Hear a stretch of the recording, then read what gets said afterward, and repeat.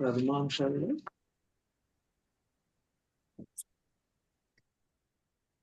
పూర్వస్యాం దిశి రాజానం వైరాజశ్చ ప్రజాపతేః దిశః పాలం సుధన్వానం సుతం వయసో అభ్యషేచయత్. సుధన్వానం అంటే మంచి ధనస్సు కలిగిన వాడు అని అర్థం అన్నమాట. పాత రోజుల్లో పేర్లు మీరు చదవంగానే ఒక మంచి అర్థాన్ని స్ఫురించేటువంటి పేరు పెట్టుకుంటే మనకి త్వరగా జ్ఞాపకం ఉండేదే కాదండి. ఆ పేరు పిలిచినప్పుడంతా కూడా, లేదా ఆ పేరు విన్నప్పుడంతా కూడా మనలో ఒక చక్కటి భావం కలుగుతుంది అన్నమాట. కొంతమంది అంటుంటారు శ్రీనివాసుడు శ్రీనివాసుడు అంటుంటారు. అదే శ్రీనివాసుడు మీరు శ్రీనివాసుడు అనండి, ఎంత తేడా వస్తుందో చూడండి. అంటే ఎందుకు చెప్తున్నా అంటే, మనం పిలిచే పేరులో కూడా మాధుర్యంగా పిలవచ్చండి. అంటే మనం అసలు పిలవడమే కష్టము, ఆయ్ ఊయి అంటుంటాము, హలో అంటుంటాము. పిలిస్తే కూడా దాంట్లో మాధుర్యం ఎలా ఉంటుంది అన్నమాట. లేదు లక్ష్మీపతి, లక్ష్మీపతి అన్నదానికోను లక్ష్మీపతి అన్నదనుకోండి, ఇంకా ఎంత మాధుర్యంగా ఉంటుంది. ఆ విధంగా ఇక్కడ సుధన్వుడు అనేటువంటి పేరు కలిగినటువంటి అతనిని దిక్పాలుడుగా అభిషేకించాడు. ఎక్కడికి? తూర్పు దిక్కునందు. అతను ఎవరు? వైరాజు అనే ప్రజాపతి యొక్క కుమారుడు. పూర్వస్యాం దిశి రాజానం వైరాజచ్చ ప్రజాపతి దిశాపాలం సుధన్వానం. మరి దక్షిణ దిక్కులో దక్షిణస్యాం దిశి తథా కర్దమశ్చ ప్రజాపతి పుత్రం శంఖపదం నామ రాజానంతో అభ్యషేచయత్. అలాగే దక్షిణ దిక్కునందు కర్దముడు అనే ప్రజాపతి యొక్క కుమారుడైన శంఖపదుడు అనే రాజును దిక్పాలకునిగా అభిషక్తుని కావించాడు. పుత్రం శంఖపదం నామ. శంఖపదం నామ, నామ అంటే ఆ పేరు కలిగినటువంటి ఎవరతను? కర్దమ ప్రజాపతి యొక్క సుతులైన శంఖపదులను అతన్ని రాజులను పాలకునుగా నియమించినాడన్నమాట. ఆ తరువాత పశ్చిమస్యాం దిశి తదా రజస పుత్రమచ్యుతం కేతుమంతం మహాత్మానం రాజానం అభిషక్తవాన్. అదే రీతిగా పడమటి దిశయందు రజసుని పుత్రుడైన నాచరహితుడైన పశ్చిమస్యాం దిశి తదా రజసః పుత్రం అచ్యుతం. రజసః పుత్రం అంటే ఏమిటి? రజసుని పుత్రుడైనటువంటి అచ్యుతం నాశరహితుడైన మహానుభావుడకు కేతుమంతుని, కేతువంతం మహాత్మానం రాజానం అభిషిక్తవాన్, రాజుగా అభిషేకించాడనమాట. పశ్చిమస్యాం దిశి అంటే కేతుమంతునికి అచ్యుతుడని విశేషణం అన్నమాట. ఇక్కడ కేతుమంతుడికి అచ్యుతుడు అనేటువంటిది విశేషంగా చెప్పబడింది ఇక్కడ. అందుకనే పశ్చిమస్యాం దిశి రజసః పుత్రం అచ్యుతం, రజసః పుత్రం అచ్యుతం అని. కానీ పేరు కాదు, రజసుని యొక్క పుత్రుడు అని చెప్పి అచ్యుతం అనేది నాశరహితులైన మహానుభావుడకు కేతుమంతుని, కేతుమంతం. అదే కదా మీకు కేతుమంతం అని పేరు లేదు. రజసపుత్రం అచ్యుతం అన్నాం అనుకో ఉదాహరణకి, అంటే అది పేరే అన్నమాట. కానీ రజసః పుత్రం అచ్యుతం కేతుమంతం మహాత్మానం అని చెప్పండి. అంటే ఏమిటి? కేతువంతుడు అనేటువంటిది పేరు, దానికి విశేషణంగా చెప్పబడింది అన్నమాట ఈ పదము. కాబట్టి అచ్యుతం అనేది. ఆ తరువాత తథా హిరణ్య రోమాణం పర్జన్యశ్చ ప్రజాపతేః ఉదీచ్యాం దిశి దుర్దర్శం రాజానం అభ్యషేచయత్. ఇలాగే ఉత్తరపు దిక్కునందు హిరణ్య రోమాణం పర్జన్యశ్చ ప్రజాపతేః ఉదీచ్యాం, ఉదీచ్యాం అంటే ఉత్తరపు దిక్కునందు పర్జన్యుడు ప్రజాపతి యొక్క కుమారుడైన ఎదుర్కోవడానికి శక్యము కానీ ఎదుర్కోవడానికి దుర్దర్శం అని చెప్పబడింది. ఇది కూడా ఆయనకి విశేషణం అన్నమాట. దుర్దర్శం అంటే విశేషణంగా చెప్పబడింది. రాజానం అభ్యషేతాడు హిరణ్య రోముడు అనే వాణిని. ఇంతగా హిరణ్య రోముడు ఎవరు? తథా హిరణ్య రోమాణం అంటే ఆ హిరణ్య రోముణ్ణి ఎవరి కుమారుడు? పర్జన్యశ్చ ప్రజాపతేః. పర్జన్యస్య ప్రజాపతేః అంటే ప్రజాపతి యొక్క కుమారుడైన. ఏ ప్రజాపతి? పర్జన్యుడు ప్రజాపతి యొక్క కుమారుడిని ఎదుర్కోవడానికి శక్యం కానీ దుర్దర్శం ఉదీచ్యాం దిశి రాజానం అభ్యషేచయత్. ఆ విధంగా హిరణ్య రోముడు అనే వాణి రాజుగా అభిషక్తుని గావించాడు అనమాట. తైహిర్యం పృథివీ సర్వా సప్తద్వీప సపత్తన యథా ప్రదేశమాద్యాపి ధర్మధ పరిపాల్యతే. ఈ విధంగా దిక్పాలకుల చేత తైహి ఇయం పృథివీ సర్వా, తైహి ఇయం అంటే వారి చేత, ఆ దిక్పాలకుల చే సప్తద్వీపాలతో, సప్తద్వీప సపత్తన, పత్తన అంటే పట్టణం అండి, అంటే పట్టణాలతో ప్రకాశిస్తున్న ఈ భూమి అంతా కూడా నేటికి ధర్మయుక్తంగా హద్దు మీరక పరిపాలింపబడుతున్నది ఆ దిక్పాలకులచే. సప్తద్వీపాలతో తైర్యం పృథివీ సర్వా సప్తద్వీప సపత్తన యథా ప్రవేశం అద్యాపి, యథా ప్రదేశం అద్యాపి. అధ్యాపి అంటే ఏమిటి? ఇప్పటికీ కూడా అని అర్థం. యథా ప్రదేశం అంటే ఏమిటి? హద్దు మీరక. ధర్మత పరిపాల్యతే పరిపాలింపబడుతుంది. హద్దు మీరక అంటే ఏమిటి, ఎవరు ఏ రాష్ట్రం వాళ్ళు హద్దు మీరకుండా కాపాడుకుంటున్నారన్నమాట. ఆ విధంగా ఈ యొక్క బ్రహ్మ చేత రాజ్యాభిషేకం గావించబడ్డారు వీళ్ళందరూ కూడా. వారందరూ వారికి ఇచ్చినటువంటి బాధ్యతలను చాలా చక్కగా నిర్వర్తిస్తున్నారు. ఏతే సర్వే ప్రవృత్తస్థితో విష్ణోర్మహాత్మన విభూతి భూత రాజానో ఏచ అన్యే ముని సప్తమ. ఈ విధంగా ముని ప్రవరుడైన మైత్రేయ, ముని సప్తమ అంటే ముని ప్రవరుడైన మైత్రేయ, మహాత్ముడైన విష్ణువు ఎల్లప్పుడూ విశ్వ పరిపాలన ఎందు ప్రవర్తిస్తూ ఉంటాడు. ఏతే సర్వే ప్రవృత్తస్థితో విష్ణో మహాత్మన. కాబట్టి ఈ విధంగా ఏతే సర్వే ప్రవృత్తస్య అంటే విశ్వ పరిపాలన ఎందు ప్రవర్తిస్తూ ఉంటాడు. ఆ దిక్పాలకులు అందరూ విభూతి భూత రాజానో, మిగిలిన ఇతర రాజులు ఆ విష్ణువు యొక్క విభూతి స్వరూపాలే. రాజానో ఏచ అన్యే ముని సప్తమ. అంతేకాదు ఈ దిక్పాలకులు అందరూ మిగిలిన ఇతర రాజులు విష్ణువు యొక్క విభూతి స్వరూపులే, ఆయన సంపదలేని అనుకోను. అంటే మనం కూడా ఆయన యొక్క విభూతి లేదండి.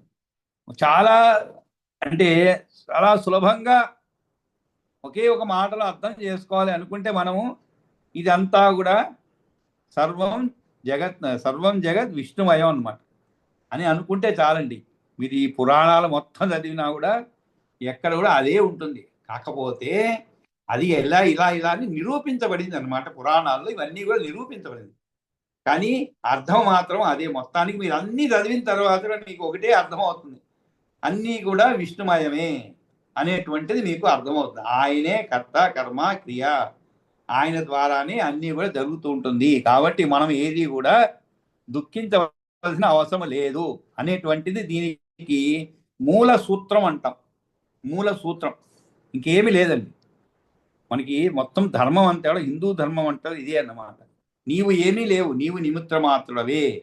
నీవు ఒక తోలుబొమ్మలాట్లో వెనక ఒకడు ఉంటాండి, చూసుంటాం మనం. అంటే ఈ రోజుల్లో గతించిపోయింది అనుకోండి, అవన్నీ మనం చూసేందుకు చాలా అరుదుగా చూడగలుగుతాం, కానీ టీవీలో అప్పుడప్పుడు కొన్ని సందర్భాలు చూడటం జరుగుతుంది. అలాగా వాడు చేయి బట్టి ఆడిస్తూ ఉంటాడనమాట. ఆ బొమ్మ ఇలా ఆడుతూ ఉంటుంది.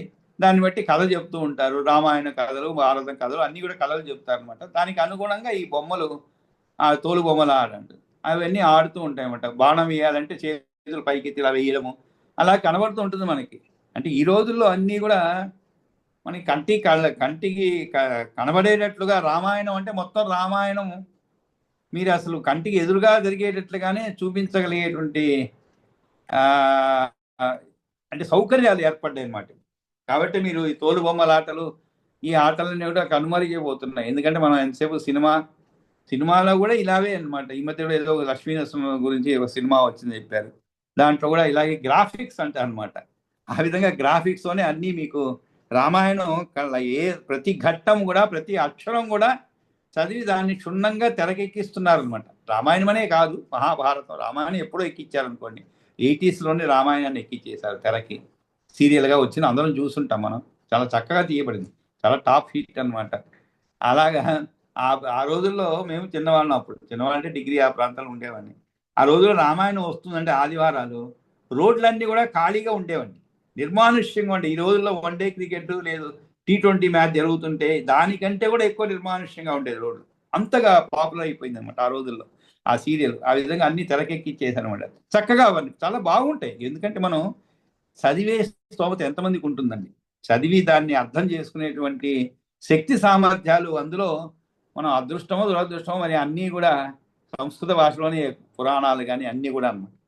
కాబట్టి వాటిని మనం యథాతథంగా చదివి అర్థం చేసుకొని ఆనందించగలిగేటువంటి స్తోమత చాలా తక్కువ మందికి ఉంటుంది. కాబట్టి గ్రంథాన్ని మొత్తం కూడా దృశ్య రూపంలో తీసుకొచ్చారనుకోండి, కనీసం విషయాన్ని మనకు తెలుస్తుంది. ఏదైనా కూడా ఆ శ్లోకాలు చదివి దాన్ని అర్థం చేసుకొని ఆనందించడం వేరు, కనీసం ఇదన్నా అన్నమాట కాస్త గుస్తలాగా.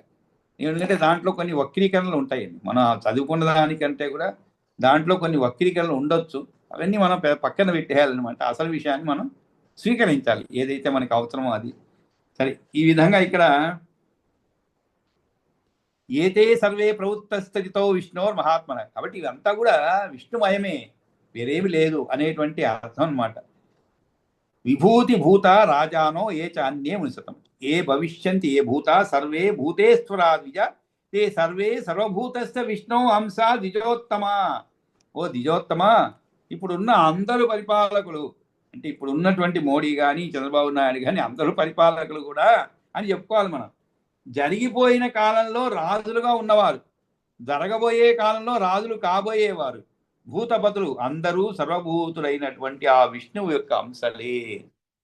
కాబట్టి ఇప్పుడు చెప్పబడినటువంటి వారు అందరూ స్థితి కార్యములను దీక్షను పూని ఉన్న మహాత్ములైన విష్ణువు యొక్క విభూతులైనటువంటి వారు అన్నమాట. అందుకనే రాజు అంటే విష్ణువుతో సమానం అండి రాజు. ఎందుకంటే ఒక రాజులో ఉండవలసినటువంటి గుణాలన్నీ కూడా విష్ణువులో ఉంటాయి. కాబట్టి విష్ణువులో ఉండేటువంటి గుణాలు ఉన్నటువంటి వాడే రాజుగా అర్హుడు అవుతాడు అనమాట. రాజులో ఉండాలని కాదండి, అటువంటి లక్షణాలు ఉన్నవాడే అర్హుడు అనమాట. ఎందుకంటే ఏది దేనికి కూడా పరిపాలించాలంటే కొన్ని అర్హతలు ఉంటాయండి. అర్హతలు లేని వాళ్ళు కూడా అందరం ఎక్కుతున్నారు. అది కొంతకాలం రాణిస్తారు, ఆ తర్వాత ప్రజలకే అసహ్యం వేసి వాళ్ళని దింపేస్తారనమాట. అలా ఇప్పుడు కాదు, పురాణాల్లోనూ జరిగినాయి, అంతకుముందు జరిగినాయి, జరుగుతూనే ఉంటాయి అనమాట. కాబట్టి అర్హత లేని వాడిని ఆందోళన ఎక్కిస్తే కూడా కొంతకాలం ఉండగలుగుతాడు అనమాట. తర్వాత ఇవన్నీ కూడా రాజులు కాబోయేవారు, భూతపదులు అందరూ కూడా సర్వభూతులైన ఆ విష్ణువు యొక్క అంశలే. తే సర్వే సర్వభూతస్య విష్ణో అంశ ద్విజోత్తమ. ద్విజోత్తమ అంటే ఈ మైత్రేయుని చెప్తున్నాను అనమాట. కాబట్టి ఇప్పుడు చెప్పబడిన వారందరూ స్థితి కార్యములు దీక్షను పూని ఉన్న మహాత్ముడైన విష్ణువు యొక్క విభూతులు. ఇక్కడ స్థితి కార్యమునందు దీక్షను పూని ఉన్న అంటే మెయింటెనెన్స్. స్థితి అంటే మెయింటెనెన్స్ అండి. కాబట్టి ఆయన నేరుగా మెయింటైన్ చేయలేరు. కాబట్టి ఒక ఏజెంట్ ఎవరన్నా ఉన్నారనుకోండి, రిఫ్రిజిరేటర్ రిపేర్ చేసేవాళ్ళు, ఒక డీలర్ ఉంటాడు ఊర్లో, ఆయన ఏం చేస్తాడు, 10 మందిని పెట్టుకుంటాడు. అంతేగాని కాల్ చేయగానే వాడు రాలేడు అన్ని చోట్ల. ఈ 10 మంది పోయి రిపేర్ చేస్తుంటారు, మెయింటైన్ చేస్తూ ఉంటారు అనమాట. ఆ విధంగా మనం పిలవంగానే వచ్చి ఇట్లా విష్ణువు కూడా ఈ రాజు రూపంలో మెయింటెనెన్స్ చేస్తారని అర్థం అనమాట. ఇక్కడ స్థితి కార్యమునందు దీక్షను పూని ఉన్నటువంటి మహాత్మ విష్ణువు యొక్క విభూతులు అయినటువంటి వారు, రాజులుగా ఉన్నవారు కాని వారును విష్ణువు సంబంధం కలిగి ఉన్నవారే. ఓ మైత్రేయ, మున్ముందు ఎవరు రాజులు పాలకులు కానున్నారో ఇంతకు అయినటువంటి వారు ఇప్పుడు ఉన్నవారు అందరూ కూడా సర్వము తానైన విష్ణువు యొక్క అంశాలేనయ్యా. ఎవరైతే దేవతలకు అధిపతులో దైత్యాధిపతులో ఏతు దేవాధిపతయో ఏత దైత్యాధిపతదా దానవానాం చే నాథ ఏ నాథా పిసితాసినాం పశూనాం ఏ చ పతయో ఏ చ పక్షిణాం మనుష్యాణాం చ సర్పాణాం నాగానాం చ అధివాచ్యయే వృక్షాణాం పర్వతానాం చ గ్రహాణాం చాపి ఏ అధిపాః అతీత వర్తమానాచ్యయే భవిష్యంతి చ అపరే తే సర్వే సర్వభూతస్య విష్ణోః అంశ సముద్భవాః నహి పాలన సామర్థ్యమృతే సర్వేశ్వరం హరిం స్థితౌ స్థిరం మహాప్రాజ్ఞ భవంతన్యస్య కశ్చిత్. స్థితౌ స్థిరం మహాప్రాజ్ఞ భవంతి అన్యస్య కశ్చిత్. ఇక చివరి కంక్లూడింగ్ రిమార్క్ అంటాం. అంత మామూలుగా మాట్లాడి తర్వాత స్పీచ్ అయిపోయిన తర్వాత కంక్లూజన్ చేస్తానమాట. అంటే అంతవరకు మాట్లాడిన విషయాన్ని అన్నీ కూడా క్లుప్తంగా చెప్పడం, అదే ఈ శ్లోకం. స్థితౌ స్థిరం మహాప్రాజ్ఞ భవంత అన్యస్య కశ్చిత్. కాబట్టి ఏతు దేవాధిపతయో, ఏతు అంటే ఎవరైతే, దేవ అధిపతి అంటే ఏమిటి, ఎవరైతే దేవతలకు అధిపతులో, అదేవిధంగా ఏచ దైత్యాధిపాః తథా దైత్య అధిపాః తథా అంటే ఆ విధంగానే దైత్య అధిపాః అంటే దైత్యాధిపతులు, దానవనాథులో దానవానాంచ ఏ నాథ అంటే భర్త అని, అంటే ప్రభు అని అన్నారు. కాబట్టి దానవానాంచ ఏ నాథ పిసిత ఆసీనాం అంటే రాక్షసులు అండి. పిసిరాసులు అంటే రాక్షసులు, అంటే మాంసం తినేటువంటి వారు. అసనం అంటే ఆహారం స్వీకరిస్తా అంటే ఏమిటి, మాంసమును అంటే మనుష్యుని మాంసమును, జంతువు మాంసం కాదు, మనుషుల మాంసం అంటే తోటి రాక్షసుల మాంసము తినేటువంటి వారు అన్నమాట. అటువంటి వారు పిసిత అసనాం ఏ నాథాహ ఎవరైతే నాథులుగా ప్రభువులుగా ఉన్నారు. పశూనాం చ ఏ పతయః పశువులకు పతులో, పశూనాం అంటే పశువులకు ఏ చ ఎవరైతే పతయ పతులో పతయో ఏచ పక్షిణాం, పక్షులకు ఎవరైతే పతులో, మనుష్యానాం చ సర్పాణం నాగానాం చ అధిపాచయే, అధిపాచయే అంటే ఎవరైతే ఉన్నారో అధిపులుగా, దేనికి?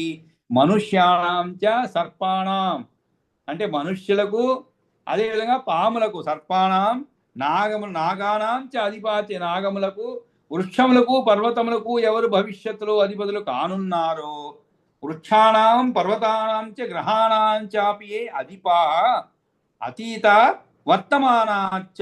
అతీత అంటే ఏమిటి? అతీతం, కాలాతీతం అయిపోయింది అంటుంటాం మనం. అయ్యో కాలాతీతం అయిపోయిందండి అంటే ఏమిటి? ఎక్స్పైర్డ్ అనమాట. ఎక్స్పైర్డ్ కాదు, కాలం దాటిపోయింది అని అర్థం. కాలము అంటే మనం చేయవలసిన పని 10 గంటలు చేయాలనుకున్నాం అనుకోండి, 11 గంటలకు జ్ఞాపకం వస్తుంది మనకి. కాలాతీతం అయిపోయినది అంటే ఆలస్యం అయిపోయింది అని. బుకింగ్ చేసుకోవాలి 10 గంటలకి మీకు ఏసీ రిజర్వేషన్ రెడీ అవుతుంది అనమాట. తత్కాలం టైం అయిపోయింది, 5 నిమిషాలు అయిపోయిందంటే గోయిందా, ఇంక దొరకదు మీకు. కాబట్టి కాలాతీతం అయిపోయింది అంటుంటాం. అదేవిధంగా కాలాతీతం అయిపోయినటువంటి వాళ్ళు అంటే అప్పుడు ఉన్నటువంటి వారు. అదేవిధంగా అతీత వర్తమానాచ ఏ అంటే ఎవరైతే, వర్తమానాచ అంటే ఇప్పుడు ఉన్నటువంటి వారు అందరూ కూడా, అంటే రాజులై ఉండిన వారు, తరువాత భవిష్యత్తులో అధిపతులు కానున్నారు, గడిచిపోయిన కాలంలో రాజులై ఉండినారు, ప్రస్తుతం ఉన్న వారందరూ కూడా సర్వముగా అయి ఉన్నవాడు. కాబట్టి దీనికి అన్నిటిగా ఏతే సర్వే సర్వభూతశ్చ విష్ణోరంశ సముద్భవ అతీతా వర్తమానాచ్చ ఏ భవిష్యంతి చ అపరే తే సర్వే సర్వభూతశ్చ విష్ణోః అంశ సముద్భవ. సర్వభూతస్య అంటే అన్ని భూతములకు అధిపతి అయినటువంటి ఆ యొక్క విష్ణువు యొక్క అంశలే. నహి పాలన సమర్థ్య ఋతే. ఋతే అంటే ఏమిటి? కాకుండా, లేకుండా అని అర్థం అండి. అది కాకుండా, అది లేకుండా. కాబట్టి సర్వప్రాణుల్లో ఉండి కనబడుతున్నవాడు ఒక విష్ణువు యొక్క అంశము చేత పుట్టిన వారే వీరందరూ కూడా, ఆయన యొక్క అంశంతో పుట్టినటువంటి వారే. ఇది ఒక్కసారి చదవండి. అడిగాను 21 ఏదండి? 21 నహి పాలన నహి పాలన సామర్థ్యం ఋతే సర్వేశ్వరం హరిం. నహి పాలన సామర్థ్య ఋతే అంటే ఏమిటి? ఇక్కడ వీళ్ళందరూ కూడా విష్ణువు యొక్క సర్వేశ్వరం హరిం సామర్థ్యం ఋతే విష్ణోః అంశ సముద్భవా అంటే విష్ణువు యొక్క అంశము చేత పుట్టిన వారే. అంతేకాదు పరిపాలించే సామర్థ్యము సర్వేశ్వరుడైనటువంటి నహి పాలన సామర్థ్యం ఋతే అంటే అతనిలో తప్ప అని అర్థం అండి. ఋతే ఎవరిలో? సర్వేశ్వరం హరిం అంటే ఆ యొక్క విష్ణువు ఒక అంశ చేత పుట్టిన వారే కాబట్టి పరిపాలించే సామర్థ్యము ఆ సర్వేశ్వర శ్రీహరికి తప్ప మరెవరికి లేదు కాక లేదు. అంటే ఏమిటి? ఆయనకు ఉన్నది కాబట్టే ఆయన అంశ నుండి పుట్టిన, ఆయన అంశ కలిగి పుట్టినటువంటి వారే పరిపాలనా దక్షులు అవుతారు అని అర్థం అండి, వేరేం లేదు. ఇప్పుడు మనం కూడా ముఖ్యమంత్రి, ప్రధానమంత్రి అయ్యారు అంటే ప్రజాస్వామ్య పద్ధతిలో ఎన్నుకోబడ్డారు. కానీ వారిలో కూడా అంటే మనం ఈ లౌకికానికి దీన్ని అలా అప్లై చేసే ఉంటాం. అంటే ఏమిటి? దాన్ని అన్వయం చేసుకుంటే ఇప్పుడు వారిలో ఆ విష్ణువు యొక్క అంశము ఏదైతే ఉన్నదో అది ఉన్నది దాంట్లో. అంటే విష్ణువులో ఏం అంశం ఉన్నది? పరిపాలనా దక్షత అనేటువంటిది ఉంటుందన్నమాట. మాకు కూడా ఆఫీసర్లు అందరూ అవుతారండి, చాలా మంది అవుతారు, వేల మందిలో ఉంటారు ఆఫీసర్లు. అదే ఆఫీసరు మేనేజర్ అవ్వలేరండి. దానికి ఒక కావలసినటువంటి క్వాలిఫికేషన్స్ ఉంటాయి. అంటే ఏమిటి? పరిపాలనా దక్షత అంటారు. కొంతమంది, చాలా మంది ఉంటారండి, అట్లా చాలా మంది ఉంటారు. కొంతమంది సహాయకులుగా ఉండగలుగుతారు కానీ మెయిన్ పాత్ర వేయలేరండి. మన ఇళ్లలోనే చూస్తుంటాం, బయట ఎందుకండి, ఇళ్లలో చూస్తుంటాం మనం. మన కింద ఎంతో మంది ఉంటారు, మన కోడలు, మన కూతురు ఎంతో మంది ఉంటారు. కానీ వాళ్ళందరూ మీరు ముందుంటే మీ వెనక ఉండేటువంటి వారే. మీకు ఆ సామర్థ్యం ఉంటుంది, పరిపాలన దక్షత మీకుంటుంది, కానీ వాళ్ళకు ఉండదు. మీరు చెప్పిన పని చేయగలిగేటువంటి శక్తి ఉంటుంది వాళ్ళకి.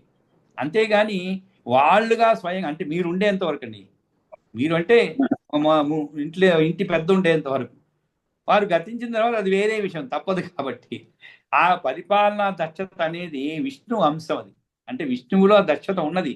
కాబట్టే ఆయన ఇలా నియమిస్తాడు అనేటువంటిది అర్థం అన్నమాట.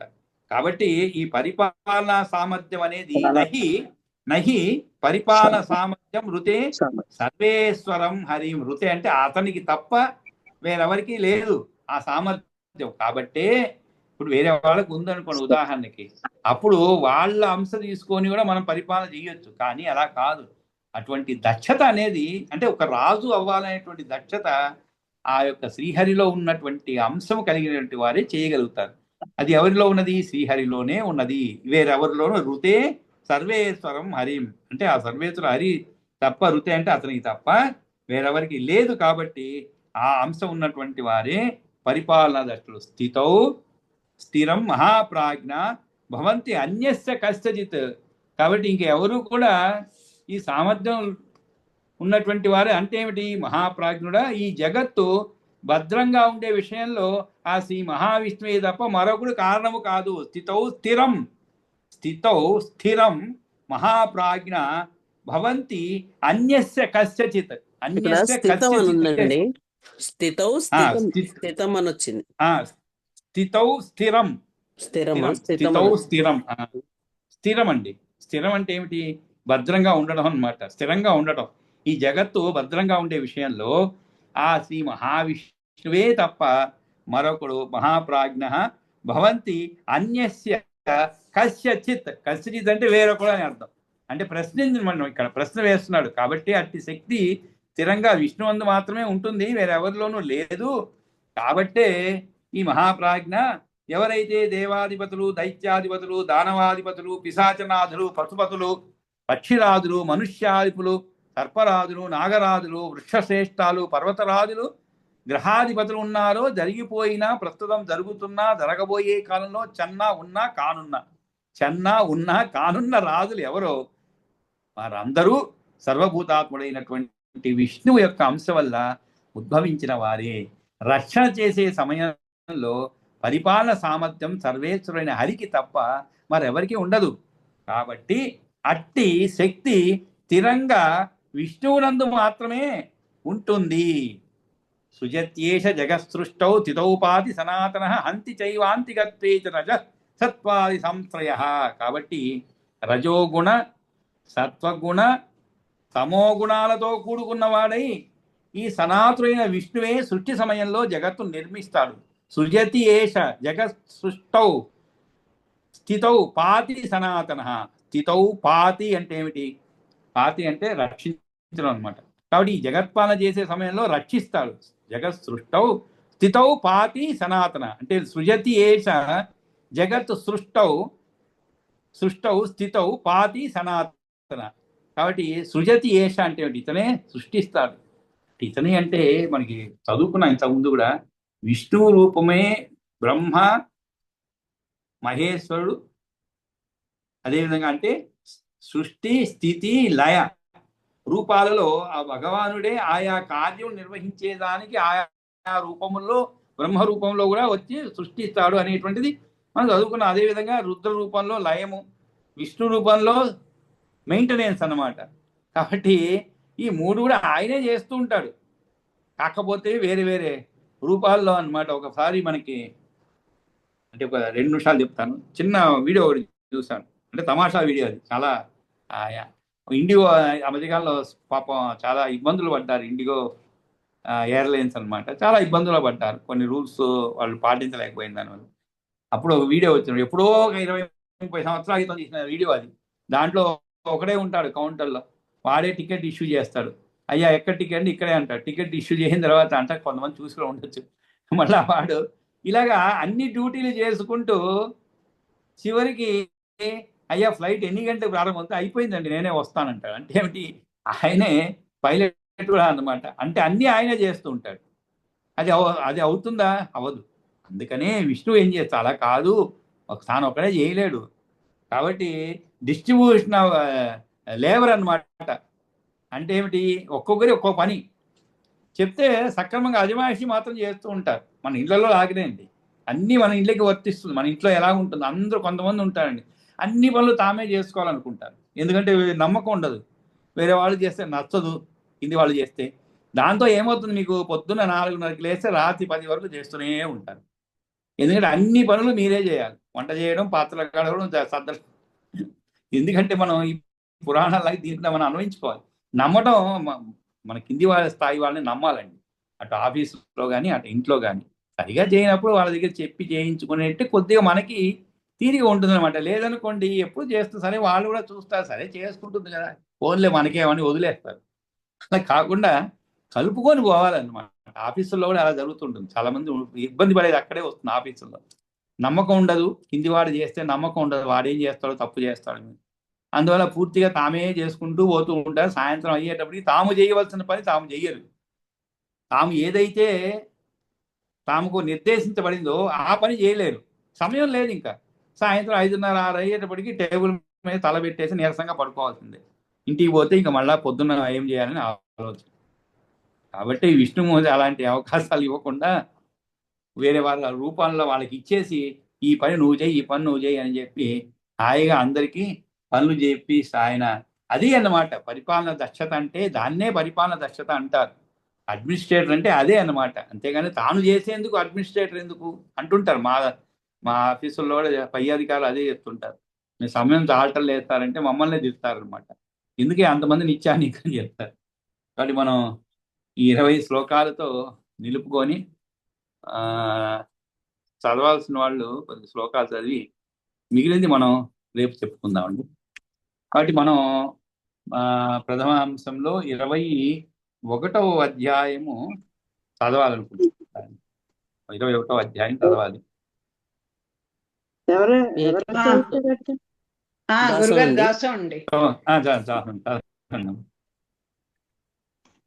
ఇక్కడ 21 నిమిషము 20వ అధ్యాయం నిన్న పూర్తి అయింది మనకి. కానీ కొన్ని చిన్న దోషాలు చెప్పుకుంటున్నా. దాంట్లో 1, 2 ఇంకా మిగిలిపోయింది. చివరిలో ఉదాహరణకి 30వ శ్లోకంలో చూడండి, 20వ అధ్యాయంలో తం పిత మూర్ధ్ని ఉపాఘ్రాయ, తం పిత మూర్ధ్ని ఉపాఘ్రాయ పరిష్వజ్యత పీడితం. 30వ శ్లోకం అండి. 20వ అధ్యాయం 30వ శ్లోకంలో చదివేటప్పుడు జీవసి ఇతి ఆహ, జీవసి యాహ వత్సేతి. వత్స అంటే ప్రేమతో నాయన అంటాం అనమాట. జీవసి ఇతి ఆహ అంటే ఏమిటి? ఆహ అంటే పలికాలని, ఇతి అంటే ఈ విధంగా. ఏమని? జీవసి అంటే బ్రతికి ఉంటివా నాయన. ఎందుకంటే ఆయన సందేహంగా ఉండింది అనమాట, వీడు బతికి వస్తాడో లేదని చెప్పి. ఆ విధంగా బాధలు పెట్టాడు.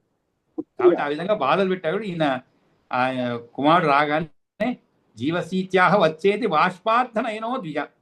తర్వాత 31వ శ్లోకంలో కూడా మొదటి పాదంలో ప్రీతిమాంశ అభవత్ తస్మిన్ అనుతాపి మహాసుర. తస్మిన్ అనుతాపి. అనుతాపి అంటే ఏమిటి? పశ్చాత్తాపం అనమాట. అనుతాపి అంటే అనుసరించి తపించేవాడు అంటే ఏమిటి? తాను చేసిన పనికి అనుసరించి తర్వాత బాధపడేవాడు. కాబట్టి పశ్చాత్తాపడిన వాడై, అనుతాపి అంటే పశ్చాత్తాపడిన వాడై, ప్రీతిమాంశ అభవత్.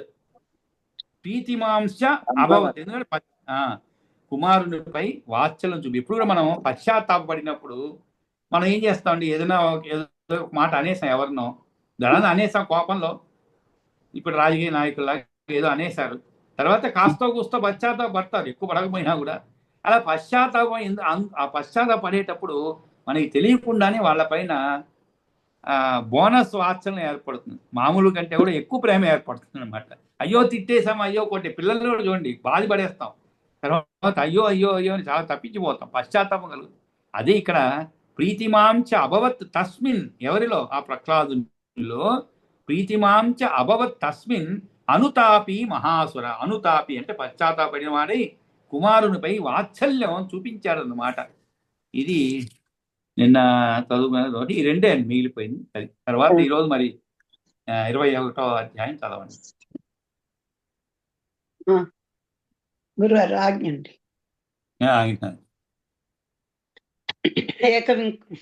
ఏకవింశోధ్యాయः కశ్యప ప్రజాపతేర్ వంశవర్ణనం. శ్రీ పరాశరవాచ ప్రహ్లాదపుత్ర ఆయుష్మాన్ శిభిర్భాష్కల ఏవ చ విరోచనస్తు ప్రహ్లాదిః బలిర్యజ్ఞే విరోచనాత్ बलेः पुत्रशतं त्वासीत् बाणज्येष्ठं महामुने हिरण्याक्षसुता ब्रह्मन् सर्व एव महाबलाः उत्कूरस्य कुनिश्चैव भूतसन्तापनस्तदा महानाभो महाबाहुः कालनाभस्तदा परः अभवन् वन्दनुपुत्राश्च द्विमूर्धा शम्बरस्तथा अयो मुखस्यङ्कुशिराः कपिलशङ्करस्तथा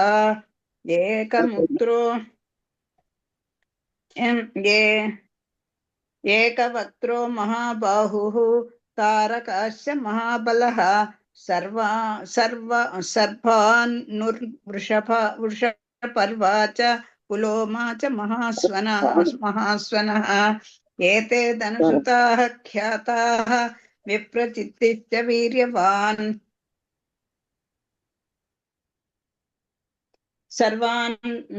सर्वानोस्तु प्रभाकन्या शर्मिष्ठा वर्षपर्वणि उपदानवीहयशिराः प्रख्याता वरकन्यका वैश्वानरसुते चोभे पुलोमा कालकास्तथा उभे तत्र महाभागे मारीचेस्तु परिग्रहः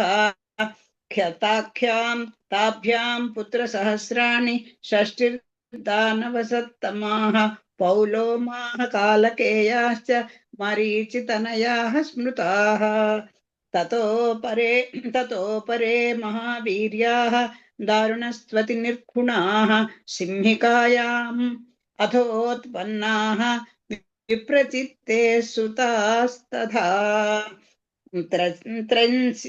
त्रयिंशल्यश्च बलवान् नभश्चैव महाबलः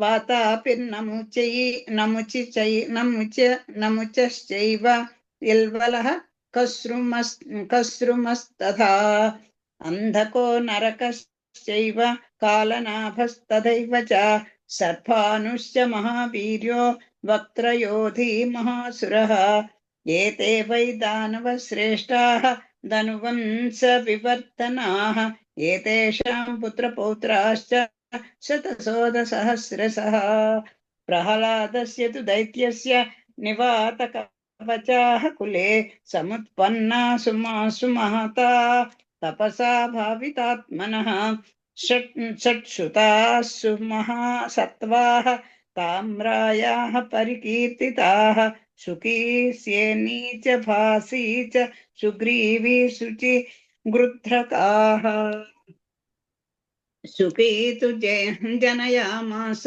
उलूकप्रत्युलूककान् स्येनांस्तदा भासी गृध्रान् च गृध्रकी चोदकान् पक्षिगणान् सुग्रीवी तु व्यजायत आश्वानुष्ट्रान् गर्दभांश्च ताम्रावंशः प्रकीर्तितः विनतायाश्च पुत्रौ द्वौ विख्यातौ गरुडारुणौ सुपर्णः पततां श्रेष्ठो दारुणः पन्नगासनः सुरसायां सहस्रं तु सर्पाणाम् अमितौजसाम् अनेकशिरसां ब्रह्मन् खेचराणां महात्मनाम् काद्रवेयास्तु बलिनः सहस्रममितौजसः सुपर्णवसका ब्रह्मन् जज्ञिरे नैकमस्तकाः तेषां प्रधानभूतास्तु शेषवासुकितक्षकाः शङ्खश्वेतौ महापद्मः कम्बलाश्वतरावुभौ एलापुत्रस्तथा कर्णः कर्कोटक धनञ्जयौ एते चान्ये च बहवो दन्दसूका विशोल्बणाः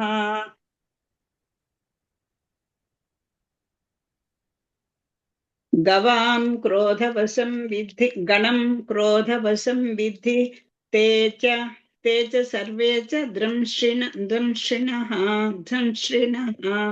स्थलजाः पक्षिणोऽध्याश्च ोऽब्जाश्च दारुणाः पिशितासनाः गास्तु वै जनयामास सुरभिः महिषीस्तदा इरावृक्षलतावल्लीः तृणजातिश्च सर्वशः खसातु यक्षरक्षांसि अप्सरसस्तथा अरिष्टातु महासत्त्वान् गन्धर्वान् वै व्यजीजनतो ते कास्यपदायादाः कीर्तिताः स्थाणुजङ्गमाः तेषां पुत्राश्च पौत्राश्च शतशोधसहस्रशः एष मन्वन्तरे सर्गो ब्रह्मन् स्वारोचिषे स्मृतः